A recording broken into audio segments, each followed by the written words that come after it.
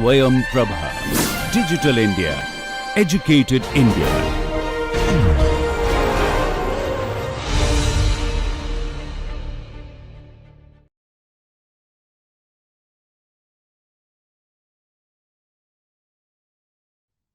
Okay, so let's continue our discussion related to inductive and capacitive circuits.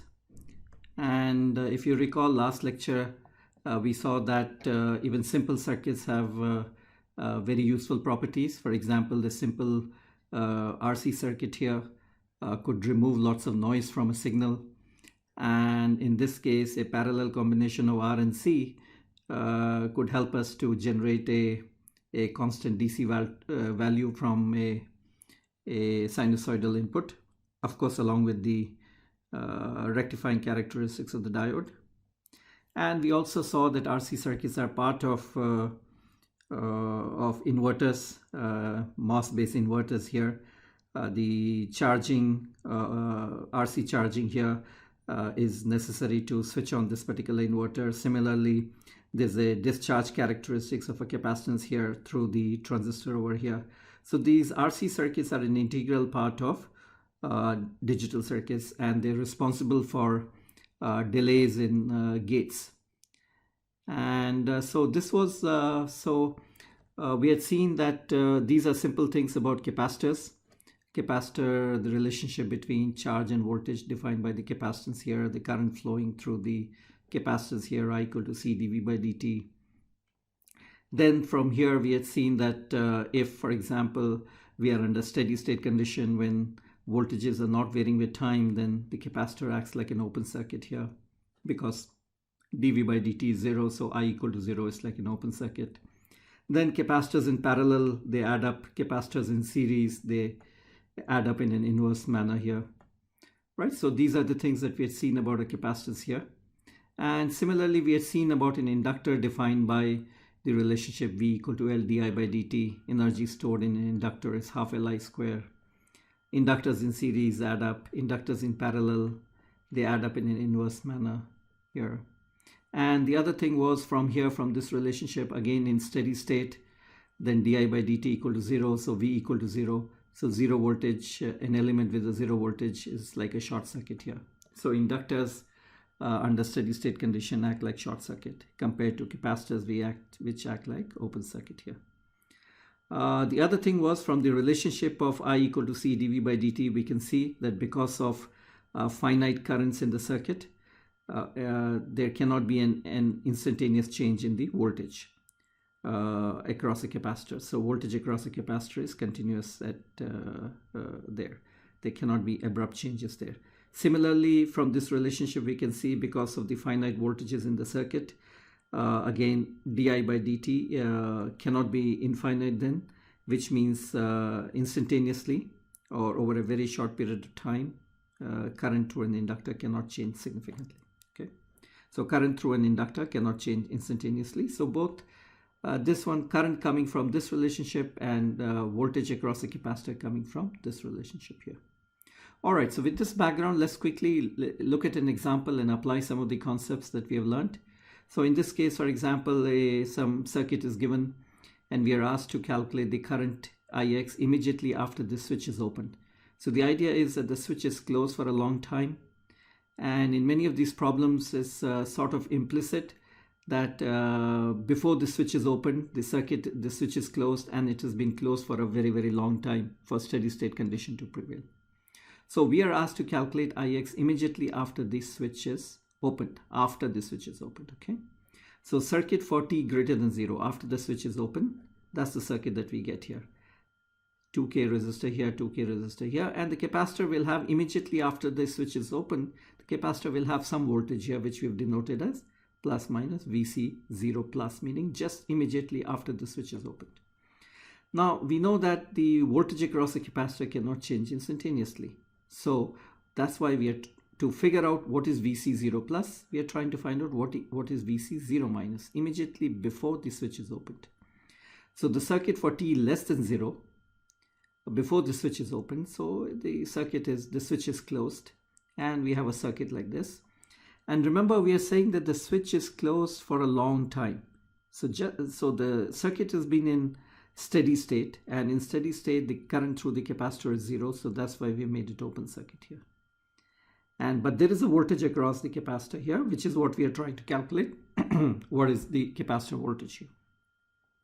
So that's easy to calculate. It's a voltage divider, so 2 by 3 multiplied by 6, so 4 volts here. So the voltage across the capacitor is 4 volt.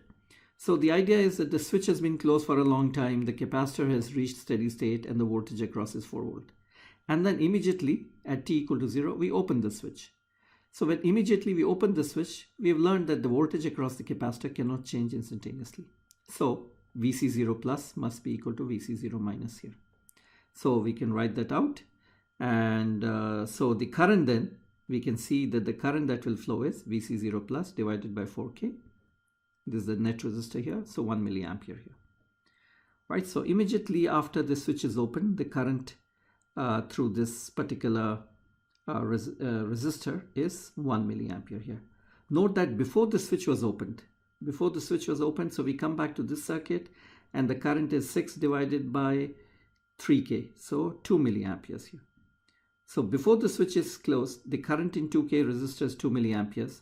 Immediately after the switch is opened, the current jumps to 1 milliampere here. So the current across the resistor, of course, can change instantaneously. But note that the voltage across the capacitor cannot change instantaneously. Okay. All right. So let's look at a problem which we encounter many times, which is a discharge of a capacitor through a resistor. So we assume that there is a capacitor here which has a certain amount of charge through some means. Maybe there's a circuit here which has charged up the capacitor here. So right now we are focusing on this capacitor at time t equal to 0. The switch is closed, and we would like to see how the capacitor discharges through this resistor R, in the sense that how does the voltage Vc decrease with time. Okay, so of course this is the relationship that we need to keep in mind. The current through the capacitor is C dVc by dt here, and we can easily see that the current through the capacitor and the current through the resistor, they are equal and opposite here. So if we apply, let's say, KCL at this node here, then KCL would be the current leaving the node. The current leaving the node, one current leaving the node is C dV by dt here. The other current leaving the node is V by R here. Okay, so assume that this particular node here is the reference node here. Okay, so not shown here, but is ground. So it's a reference node. So note that you can add up either all the currents leaving the node or currents entering the node. They are all equivalent. Okay, so this is the equation that we obtain for this particular circuit: C dV by dt, Vc by dt plus Vc by R equal to 0 here. And so we can rearrange this equation: dVc by dt equal to minus 1 over RC, the voltage across the capacitor. So this is an example of a very simple first order differential equation. Okay, so in order to solve, let's quickly look at the background of differential equation here. So this is a very simple equation: dy by dt equal to minus ay, and these equations have the solution of the form yt equal to k e to the power st. Okay, so we're not going to justify, but you'll see in a minute. So if this is a solution, we can substitute it back here. So we can differentiate it. We get ks e to the power st and then minus a k e to the power st here. And from here we get s equal to minus a. So if this is a solution to this equation, then s will have a form of minus a here. And so yt, then solution of an equation of this form will become yt equal to k e to the power minus at. And k, of course, we can find out from the initial condition. So for example, if I put t equal to 0, then this term is 1 and y0 will be equal to k. So the solution to this equation here, dy by dt equal to minus ay, becomes yt equal to y0 e to the power minus at. All right, so let's apply that particular. The other thing is we'll also encounter a more general case where we have not just dy by dt equal to minus ay plus a constant term. So let's look at this one. Dx by dt equal to minus a1x plus a2 here. So in this case, the solution, general solution, is of the form xt equal to k1 plus k2 e to the power st. And again, if we substitute it here, we will get s equal to minus a1. Okay, so which means that xt equal to, so we're not going to go through this, we've just seen it. So xt equal to k1 plus k2 e to the power minus a1t. And if we look at this equation and we let t go to infinity, then this particular term, of course we are assuming a1 is greater than 0, a1 is positive. So this particular term will go to 0 here, and x at infinity equal to k1. And note that we are solving this equation. We're going to apply it to a circuit where x may be a current or a voltage, and as time goes to infinity, the currents and voltages, they cannot go to infinity. So if k2 is finite and if a is positive, if it's a if a is negative, let's say, so this whole term, then the exponential becomes positive and this term will blow up here. Okay, all right, so we're not looking at that situation. It's not practical for a circuit. So anyway, so a1 is so this term, as t goes to infinity, this term goes to 0, and x infinity equal to k1, and so we can write that out. The other thing is we can look at value of x at 0. So x0 is x infinity plus k2. And so from here we can calculate k2 will be x0 minus x infinity. And therefore we can write a general expression for solution of this equation here. dx by dt minus a1x plus a2 is xt will be equal to x infinity plus x0 minus x infinity e to the power minus a1t here. Right? Of course, we still have to figure out what is x0, what is x infinity from a circuit, and we'll also have to figure out what is a1. But if you encounter a differential equation, first order differential equation consisting of only the first derivative in the equation, then this is the general form of the solution here. So we will use this. Now note that x could be anything. X could be current. Then we will write it equal to I infinity plus I0 minus I infinity and all that. If x is a voltage, we'll write it for voltage here. Okay, so it applies to x could be anything, current or voltage. Okay, so coming back to this equation here, dvc by dt equal to minus capacitor discharging through R here. And so this is of the form dy by dt minus ay, and we've already seen the solution of this equation is of this kind. This is a simplified version of what we just saw. So it tells us that the voltage across the capacitor will be equal to Vc0 e to the power minus t by Rc here, right? So just a direct correspondence between these two equations. So we need to find out what is Vc0. So if we put t equal to 0 here, we'll get Vc0 here. So you know, immediately after switch is closed, so that is equal to Vc0 plus. But we know that the voltage across the capacitor cannot change instantaneously. So Vc0 plus will be equal to Vc0 minus, and we are assuming that we know what is the voltage prior to switch closing, which we take it as Vi, right?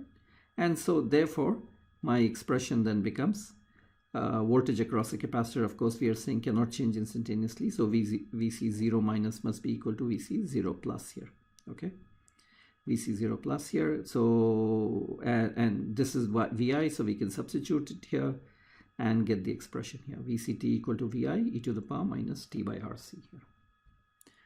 All right, so so we know now how a capacitor discharges when it's connected to a resistor. It discharges exponentially in this particular manner here.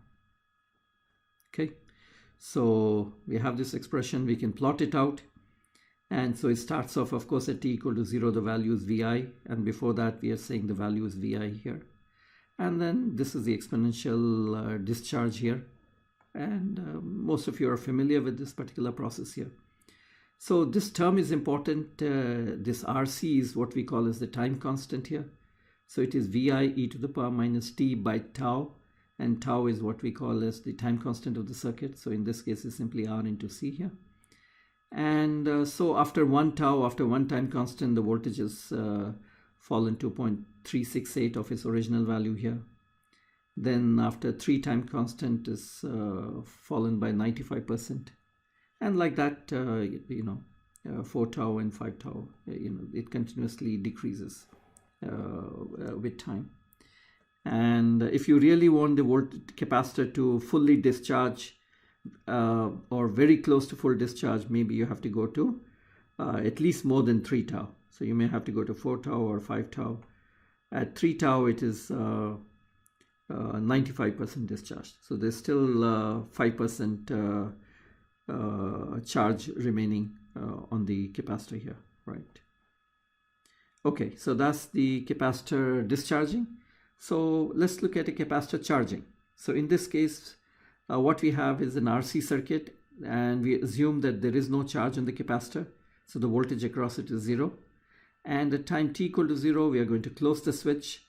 Now we have a voltage source, and the voltage source will start charging the capacitor here. So we would like to find out how does VC change with time.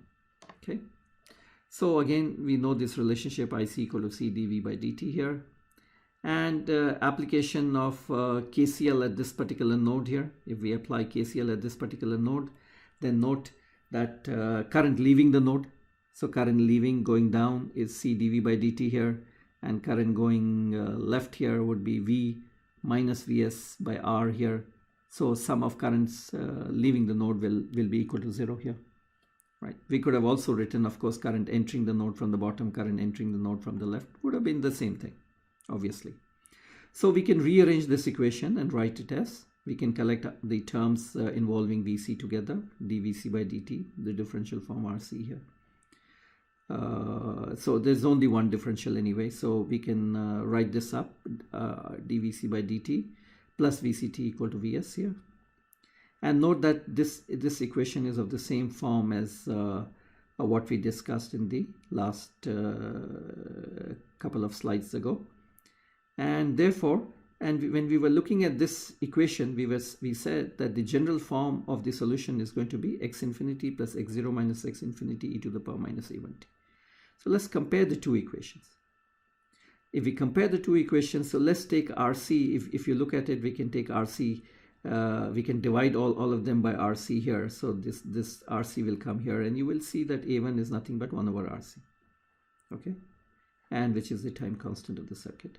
And therefore, VCT we can write as VC infinity plus VC0 plus minus VC infinity e to the power minus t by RC. So this is a general form of how the capacitor voltage is going to change. We have found out what is this A1, which is the time constant R into capacitance of the circuit. Now, of course, we need to find out what is VC infinity, what is VC0 plus. So these things we still have to find out. Okay. All right. So what is VC infinity? The switch is closed, and we are talking about time going towards very large time. So, and steady state condition, we assume.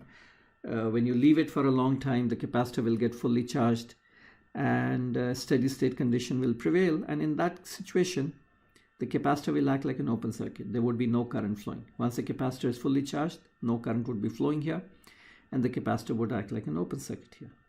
So VC at infinity is going to be simply equal to Vs, right? So it's straightforward in this case. So whenever you have to find out what is the voltage across the capacitor at time t equal to infinity, so you'll take the capacitor as an open circuit, okay? Because no current is flowing through it. So we find, and once you create an open circuit, you solve the circuit to figure out what is the voltage across the capacitor. So that's equal to Vs. What is VC0 plus? Okay, so what is VC0 plus?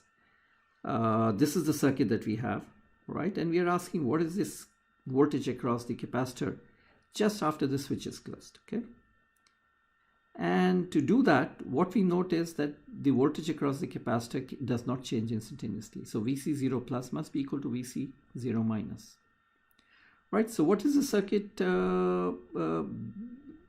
the capacitor does not have any initial charge, then VC0 minus. So the idea is that before the switch is closed, it's open, there is no source here, so the voltage across the capacitor, if it doesn't have any charge, the voltage across the capacitor must be 0 here. So VC0 minus is equal to 0, and then that must be equal to VC0 plus. Okay. Now it's possible that there was some charge on this particular capacitor, and then the voltage across this particular capacitor would have been equal to whatever the charge is Q by C, and then that would have been VC0 minus, and that would have been the same as VC0 plus. In this case, we are told that there is no charge on the capacitor, and therefore VC0 minus is 0 and VC0 plus is equal to VC0 minus and also 0 then. So if we put in all the terms there, then VC capacitor charging with time can be described by this equation. VCT is Vs 1 minus e to the power minus t by RC. right? So that's how it charges. So, and tau is the time constant of the circuit here. So if we are given a circuit like this, RC, and the switch is not shown over here, so the switch is closed at time t equal to 0. So this is how the voltage across the capacitor changes with time. And so this equation is plotted over here. And again, same thing. So we can look at what is the how close is the capacitor voltage to its final value at different times. So at time t equal to tau, it has reached about 63% of its final value. At 3 tau, it has reached 95%. 95% of its final value. At 5 tau, it has reached 99.3% here. So if you're looking for 99%, the capacitor is charged 99%. So you're looking at a time constant of 5 times tau. You'll have to wait that long, roughly, to attain capacitor charge, which is 99% of its final value here, 5 times tau here. But if you're happy, or if your situation demands that you're looking for where it has reached 95%, then 3 tau is the number to keep in mind here. All right, so that's charging of a capacitor. And these are showing basically, in this case, note that time constant R into C is 1 millisecond. So 1 tau is here, 2 time constant is here, 3 time constant is here, 4 is here, and 5 time constant is here. So you can see how the capacitor is charging, and you can sort of visualize at different time constants where the capacitor is with respect to its almost like a final value here. Okay, so that was RC circuits. So let's look at quickly the RL transients when we have a circuit with a resistor and a single inductor. So in this case also, what we are saying is that at time t equal to 0, the switch is closed. And before that, the switch is open, and there's no current or anything in the inductor. Okay, so we are assuming that. So we can write a KVL in this particular loop. Vs will be equal to I times R plus L di by dt. That's the voltage drop across the inductor. And we can compare these two equations. So in this case, the X is the current, the inductor current here, I. And we've seen that whenever you have a first order differential equation like this, the general solution to this is xt equal to x infinity x0 minus x infinity e to the power minus a1t here. So if we compare these two equations, we can clearly see that we can calculate a1 from this one here, and we can write the inductor current it is I infinity I0 minus I infinity e to the power minus r by l t here. Okay, so the time constant here, it can be written as e to the power minus t by tau. The time constant here is L by R. In the capacitive circuit, the time constant was R multiplied by C. In this case, it is L divided by R here. And you can check from the units that these have the units of time. Okay. All right, so we have this. Okay, so let's find out what is I infinity, I0, and I0 also. Okay. So what is I infinity? Remember that inductor in steady state is like a short circuit. So we have this switch closed for a very long time, and when you have very long time, the currents have settled down, and currents are not changing with time, and the voltage across an inductor, remember, is V equal to L di by dt, and di by dt is 0. So the voltage across the inductor is 0. So it acts like a short here. So that's why in steady state we have replaced the inductor by a short. In steady state, we had replaced the capacitor by an open circuit. In here, we have replaced it by a short. And so the current at infinity is very simple, Vs by R here. Okay. So we can put this down here in our equation. All right. We also note now we have to find out what is I0. Note that this I0 is I0 plus here. So we note that the current through an inductor cannot change instantly, right? So I0 plus must be equal to I0 minus. And we are saying that before the switch is closed, note that there is an R and an L, and the current through the inductor then is 0 here. Okay, so I0 minus is 0, so then I0 plus must be equal to 0 here. So we put that in our final expression, and we get IT equal to Vs by R, 1 minus E minus T by tau here. So that's how an inductor current, so current across an inductor builds up slowly, and it takes 3 time constants to reach 95% of its final value. If you want to reach almost 99%, then you'll have to wait for 5 time constants, and the time constant tau is equal to the inductor value divided by the resistance in the circuit. Tau will be L by R. Okay, so what about the voltage across the inductor? So this was current across the inductor, IT. So if you want to look at voltage across the inductor, so IT is Vs by R and 1 minus E minus T by tau here. So voltage across an inductor, V is L di by dt, so just take its differential and you get this voltage here, L by R Vs E to the power minus T by tau here. Okay, so the voltage across an inductor decreases here. So the current, so when you press the switch here, the current across the inductor builds up, starting from a 0 value, builds up to its final value of Vs by R.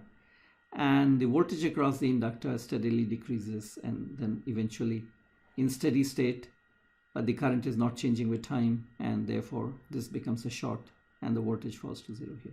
Okay. So we have seen simple RC circuit in the charging mode, discharging mode. We just saw that how a inductor charges through, or how an inductor RL circuit, how it behaves when suddenly is connected to a voltage source. And so what about more complicated circuits? For example, in all of these circuits, we have either one inductor or one capacitor. But the circuit itself is more complicated than a single resistor here. For example, in this case, we have an inductor and 2 resistors.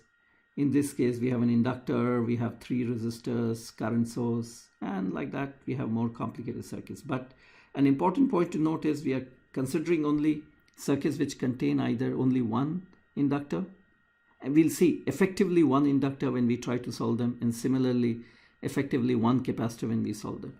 Note that it can be that, you know, we could have had 2 inductors in parallel. So then we can, of course, combine them up. So effectively one inductor and effectively one capacitor. Okay. So we're talking about those circuits. And we'll see why we are talking about those circuits. Because when you have multiple inductors or multiple capacitors or a combination of inductor and capacitor in general, then the differential equations are no longer first order. They become more complicated, and the solutions also become harder to obtain. So in this particular lecture, we'll confine ourselves to single inductor or single capacitance circuits. But aside from inductance and capacitance, the circuit otherwise can be more complicated. It can consist of dependent sources, independent sources, multiple of them. It can contain resistors, many types of resistors, many kinds of resistors. So those can be there. So how do we solve these circuits here? How do we find out, for example, if we are interested in current flowing here in this inductor, or we are interested in current flowing through this 8 ohm resistor as a function of time, right? How do we do that? Well, that's where our Thevenin's theorem comes into picture here. So the method that we use for solving circuits which consist of either a single capacitor or single inductor is, so let there be a capacitor here and let the remaining full circuit be like this here. Circuit for t greater than 0 after some switch has been closed or open. And so we are talking about circuits of this kind, one single capacitor effectively and one single inductor. So when you have a situation like this, note that it's a linear circuit. We are confining ourselves to linear circuits. So this linear circuit, between these two terminals, you can replace it by a Thevenin's voltage and a Thevenin's resistor. So through use of Thevenin's equivalent, any complicated circuit consisting of a single capacitor basically reduces to a simple voltage source and a RC circuit that we have just looked at. Similarly, in this particular case, in this case also, we can transform it into a voltage source and a resistor. So it becomes a simple RL circuit that we just studied, right? So this general form of equation that we found out, that any voltage or current in a single capacitance or a single inductive circuit will be of this particular form. Why? Because it's the first order differential equation. And so it's a general solution of first order differential equation. So the voltage across a capacitor here or the current flowing through the inductor here will follow this particular form here. And tau, we can easily write down tau will be either equal to L by R Thevenin. So Thevenin's resistance, which we're writing R equivalent here, or R equivalent. So another symbol that we're using is equivalent resistance of this linear circuit here. So R equivalent C or L by R equivalent, right? So that's this thing here. And R equivalent, we have seen that you could find out what is the R equivalent in many cases if there are no dependent sources. So all you do is remove all the independent sources, and the net resistance between these two nodes becomes the R equivalent or R Thevenin's here. All right, so a more complicated circuit can be solved, can be analyzed by the methods that we've already studied here. So the simple RC charging circuit that we just studied here, or a simple RL circuit that we studied here, all the results of those circuits can be applied to more complicated circuits. Okay, so let's look at an example here. So in this case, we have a resistor, and we have a resistor R1, and we have R2, and we have an inductor, and we have a switch. And so switch is opened at t equal to 0, right? So which means that before t equal to 0, we are assuming that the switch is closed, and it has been closed for a long time. So many times it will not be mentioned. It is implicit in the question that before opening the switch, then the switch is closed. And when nothing is mentioned, it has been closed for a very, very long time. All right. But we are being asked to calculate, let's say, the current across the inductor immediately after the switch is closed. So note that the current always in an inductor will always follow this form, because we have a single inductance circuit. It will always follow this form. So our task becomes three things. We need to find out what is I infinity. So if we want to know what is the current through the inductor at any particular time after opening the switch, we have to find out what is I infinity, what is I0 plus immediately after opening the switch, and what is tau. So these are the things three things that we need to find out. So for circuit, for t greater than 0, the circuit is very simple. Once you open it, the circuit is simply here. And therefore, tau is simply L divided by R, L by R2 here. So that's straightforward. Then the other thing is infinity. What is the value of current in infinity? So infinity, note that what will happen is in steady state, the inductor acts like a short, right? So as if it acts like a short and you have a 2K resistor, then obviously the current is 0. There is no power source, nothing here. So even if there was some energy stored in the inductor, all that energy gets dissipated through the resistor. And then if you wait long enough time, then there is no current in the inductor, and so I as t goes to infinity is 0. So our solution then become IT will be equal to I0 plus e to the power minus t by tau. So we have determined tau, and I infinity we determined, but we don't know what is I0 plus here. What happens to the current immediately after the switch is open? Now note that for circuit t greater than 0, if I simply look at the circuit, I cannot find out. I don't have enough information, 2K and 100 millihenries. From here, I cannot find out what is the value of I0 plus. Okay, so I need to go back and look at the fact that the current through the inductor, I0 plus is equal to I0 minus here. Okay. So what we do is we go back before the switch is open. So before the switch is open, the switch is closed, right? So we close the switch. And we said it's been closed for a long time. So long time means steady state condition, which means inductor is a short. So we short it, right? We short it here. And we need to find out this current through the inductor here. So note once it's a short, and a short in parallel with 2K, so you can forget about 2K, right? So the current I0 minus, so the current will be just before the switch is open is this I0 minus will be equal to Vs by R1 here. And that would be the same current through the inductor after the switch is open, because the current through the inductor will not change instantaneously. So that's how we find out I0 plus is Vs by R1. So, and this we had already found out. So now we can take this equation and we have all the values I infinity, I0 plus, and we can get the expression here. IT is Vs by R1 e to the power minus R2 by L times t here. Okay, so that's how we end up solving this particular circuit here. Okay, so note that when we write something like this, xt equal to x infinity x0 plus minus x infinity e to the power minus t by tau, this expression, it applies to not just the inductor current. This expression applies to the inductor voltage also. The inductor voltage would also follow this form. So note that if I were to write a equation for, let's say, inductor voltage, what I would get is a first order differential equation, and the solution is of this form. Similarly, in general, if I try to find out what is the current through R2, again I will get a first order differential equation, and the solution is of this form. So it's not just the inductor current and the inductor voltage which go like this here. It's any current and any voltage in general goes like this in first order in a circuit with only one single inductor or one single capacitor. Any current and any voltage will in general go like this here. Okay, so that's the general one. Now, suppose you were asked to calculate the voltage across the inductor, right? So what we did was we had calculated the current across the inductor, right? Current across the inductor we had obtained, and we can take, we know V equal to L di by dt. So we could have found out the voltage here. But you could have also applied this here, right? Voltage across the inductor, you may have attempted, let's calculate voltage across the inductor by finding out what is the voltage at infinity, what is the voltage at 0 plus, and what is tau. Well, in that case, you would have been a little bit of a problem, because voltage across the inductor is not the same before and after opening the switch. Okay, it's the current which cannot change instantaneously. The voltage can change instantaneously across an inductor. Okay, for example, note that the current across the, look at the voltage across the inductor. So I've plotted here voltage across the inductor. At time t equal to 0, we are switching. So before switching, the voltage across the inductor is 0. And immediately when you open the switch, look at the voltage across the inductor goes to minus 12. Right, so it goes to minus 12. So voltage across the inductor switches can switch instantaneously, but not the current.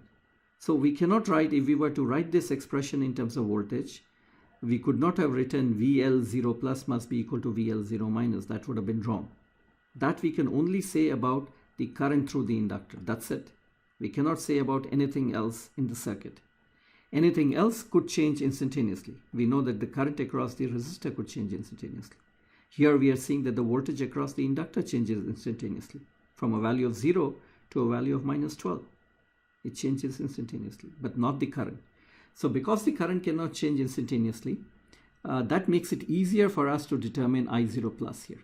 Okay, so I0 plus will become equal to I0 minus, and I0 minus then we determine using the circuit before the switch is opened. Okay, so let's look at a different problem. In this case, a capacitance problem here. So we are given a circuit with a voltage source and a resistor here and a capacitor here, and then another resistor here and a voltage source here, and we have a switch, and we are saying that the switch closes at time t equal to 0. Before that, the switch is open, and it is open for a very long time, and we want to know what is the current through the capacitor as a function of time. Okay, so our interest is in current through the capacitor, but what we'll do is we'll try to find out what is the voltage across the capacitor here. So we'll write voltage in this particular form here. Why? Because voltage will allow us to use the fact that voltage VC0, the voltage across the capacitor 0 plus must be equal to voltage across the capacitor at 0 minus. So continuity of voltage we'll take advantage of that in order to help solve the circuit. And once we get the voltage across the capacitor, then we can always take I equal to C dV by dt and get the current across the capacitor here. Okay, so that's what we'll do. So circuit for t greater than 0 will be the circuit. So we close the switch and we have a circuit like this here. And we need to find out, remember the unknowns are the voltage across the capacitor infinity, the initial voltage after closing the switch, and tau. Okay, so we have to find out what is the resistance seen by this particular capacitor here, right? So we remove the capacitance here, and we have to find out what is the resistance between these two nodes. And to do that, we remove all the independent sources, we short it, and we short it here, and we look at what is the net resistance between these two nodes. So we see that is 2 ohms in parallel with 6 ohms. Now we could do that, the simplified form, remember when we did Thevenin's and Norton's equivalent, we could do that because there are no dependent sources.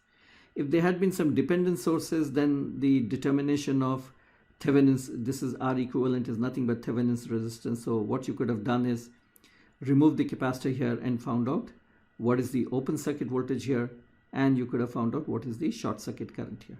So opening it, you could have found out VOC, and then shortening it, you could have found the short circuit current. All right, so you could have done that.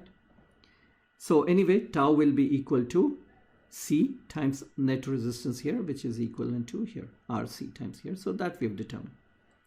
So next we need to find out the voltage long after closing the switch as t goes to infinity. So the switch is closed. The switch is closed, right?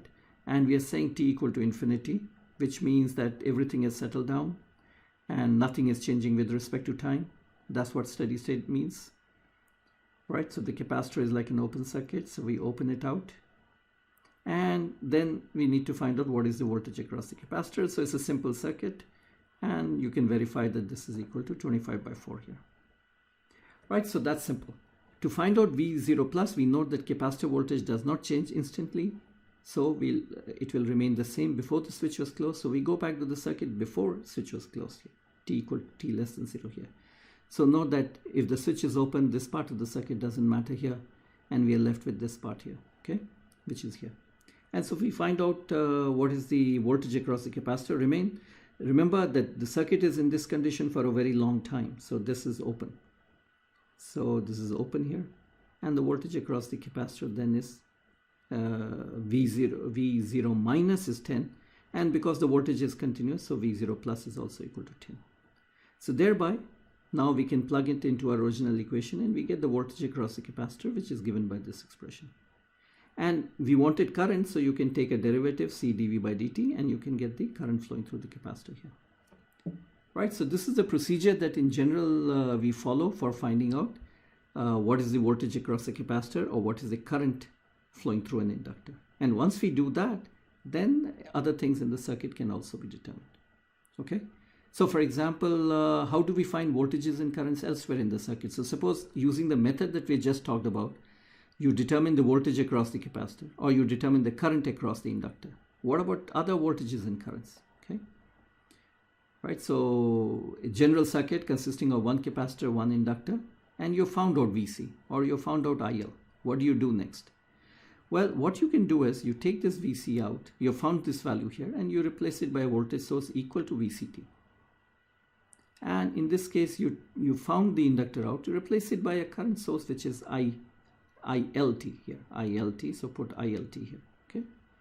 So now, note that a capacitor is out and you are a voltage source, and an inductor is out and you have a current source. So you have a normal circuit with voltage sources and current sources. Solve it to get any value that you want.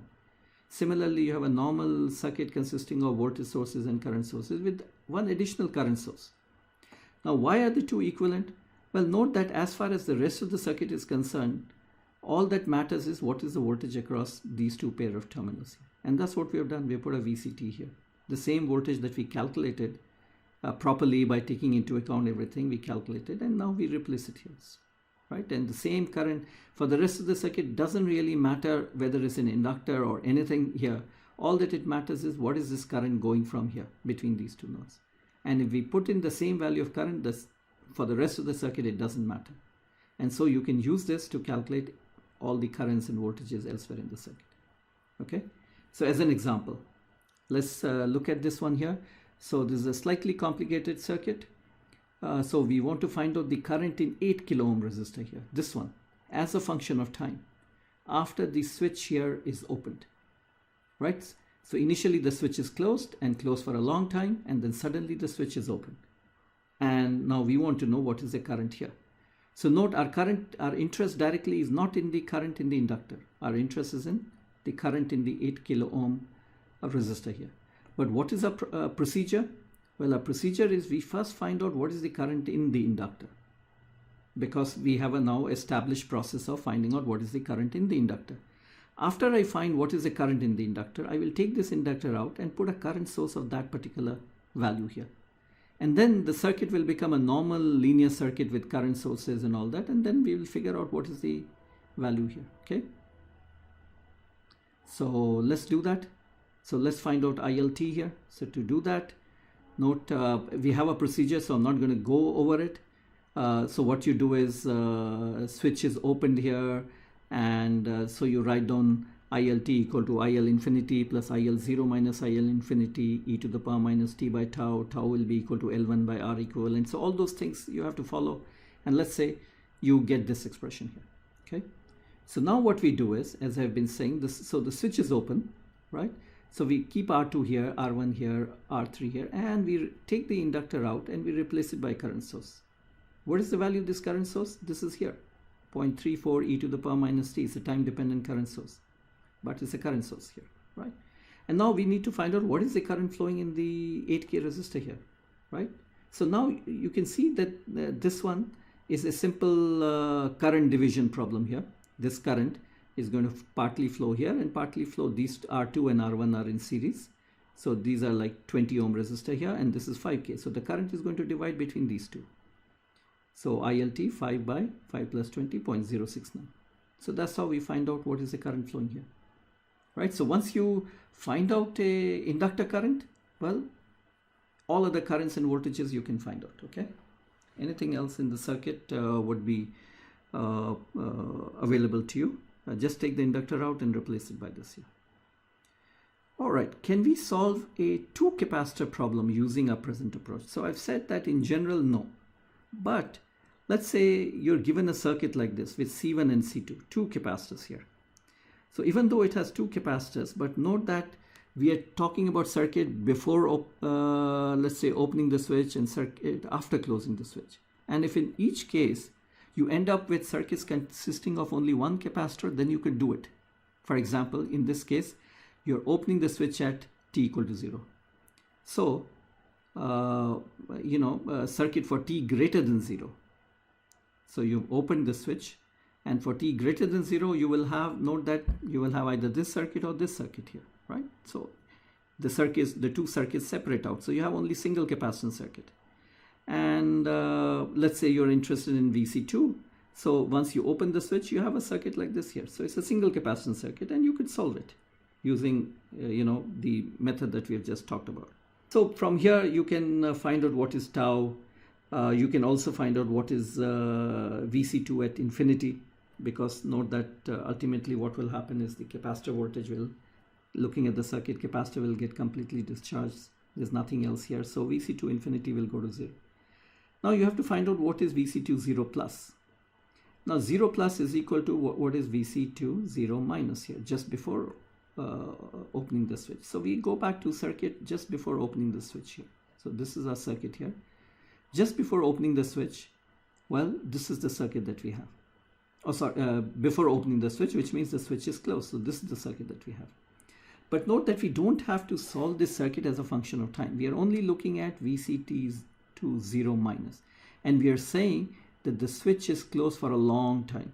So when you say switch is closed for a long time, the C1 and C2, they become open circuit. C1 and C2 become open circuit, and you can find out what is VC2 0 here. So that's straightforward. You can easily calculate what is VC2 0 here. Okay. So there are times when you have apparently, two capacitors. You may have a capacitor and an inductor, but when you try and solve it, you'll find that it ends up with a single capacitance or a single inductor. And in the time domain in which you are interested in which you want to find out as a function of time, right? So then you can work it out. Will our approach work here? Okay, look at this particular circuit. So we are again interested in the voltage across the capacitor C2, and we close the switch at time t equal to 0. So what happens now? Well, because for t greater than 0, so you close the switch, you have two capacitors there. And you want to solve this circuit as a function of time. So when you have two capacitors as a function of time, well, then our method will fail. It's no longer a first order differential equation. The solution that we have just written out doesn't work. So let me show it to you. Okay, what happens when there's more than one storage element here? So let's look at this case here. So at time t equal to 0, let's say the switch is closed, right? So let's write a mesh here and two equations here. So Vs equal to I1 R1 plus the voltage across the capacitor here. VC1, the voltage VC1 equal to I2 R2 plus VC2 here. So we can write that out. I1 minus I2 is C1 dV1 by dt. So this is a reference node. Take it as ground. And I2 will be equal to C2 dV2 by dt, current flowing through this capacitor here. And we can combine all of these together into an equation of this kind here. And note that if we combine all of them and we are focusing on VC2 here, you can check it out. You're focusing on the capacitance voltage across this one here. Note that it's a second derivative here, d square VC2 by dt square, then the first derivative here and this. And general solution, second order differential equation will have two exponentials like this, E1 S1t and E2 S2. So it's a more complicated solution. And obviously you can see that our method is failing. Our method was Vc was k0 plus k1 e to the power s1t. We had a first order differential equation. So when you have two capacitors in general, you'll get a second order differential equation. Similarly, when you have a C and an L, you'll get a second order in general differential equations. And things become more complicated as you add more capacitances and more inductors in the circuit. Things become more complicated. Sometimes we can simplify because one capacitor may be dominant or one inductor may be dominant, and we could simplify the circuit and get the answer. But the answers become progressively difficult when you have more and more capacitors or more inductors. And then we need to take recourse to simulation to understand and look at the circuit here. Okay. So we'll leave you with this particular problem. We are not asking you to solve this problem. So what we are saying is we have a 3 capacitance circuit. Time t equal to 0, the switch is closed. And we are asking which one represents, so we have shown you 2 curves. We have shown you 2 curves with voltage as a function of varying with time. So we want to ask which one do you think is the voltage across C3 and which one is the voltage across C1 out of these 2. Okay, so think about it, find out, justify it, and so we'll continue our discussion. We'll briefly look at some more inductive and capacitive circuits. And so far we've been looking at these circuits in time domain. We'll start looking at them in frequency domain also. Okay, so let's stop here.